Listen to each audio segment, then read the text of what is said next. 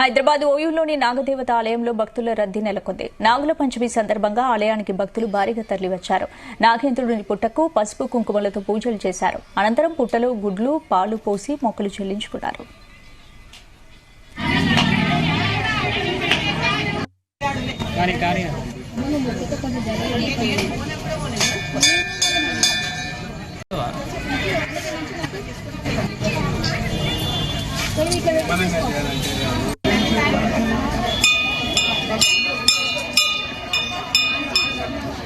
మేము రామ్నగర్ లో ఉంటాము.